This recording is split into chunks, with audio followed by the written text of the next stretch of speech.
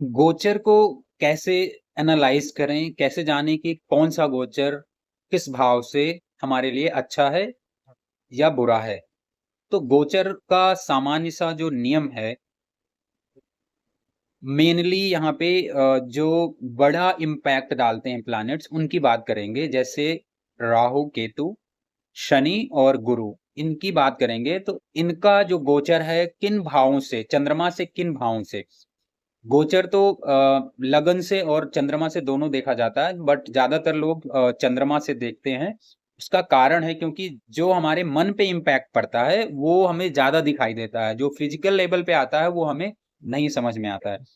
तो इसलिए हम यहाँ पे चंद्रमा से बात करेंगे और साथ में लगन से भी बात करेंगे। तो चाहे वो लगन से हो, चाहे आपके मून से ट्रांजिट हो, दोनों केस में ट्रांजिट का एक ही रूल है।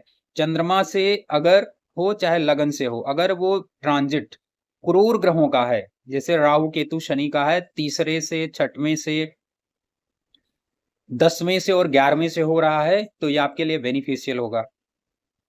उपचय भावों से 3, 6, 10, 11 से, उपचय भावों से होगा तो आपके लिए बेनिफिशियल होगा। टाइम के साथ आपको जो है ग्रोथ मिलती जाएगी, आपके प्रॉब्लम्स कम होती जाएंगी, सॉल्व होती जाएंगी। और जो ट्रांजिट इसके अलावा कहीं से भी और हो रहा है वो आपके लिए बेनिफिशियल नहीं रहेगा। इन क्रूर ग्रहों का ट्रांजिट इसके अलावा 3, 6, 10, 11 के अलावा कहीं से भी होगा तो बहुत बेनिफिशियल नहीं होगा। डिपेंडिंग ऑन योर दशा अंतरदशा वो बहुत इंपॉर्टेंट रोल प्ले करती है।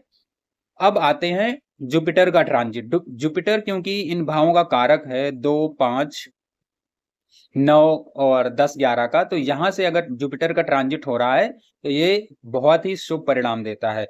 वैसे 7वें भाव से भी जुपिटर बहुत अच्छा रिजल्ट देता है।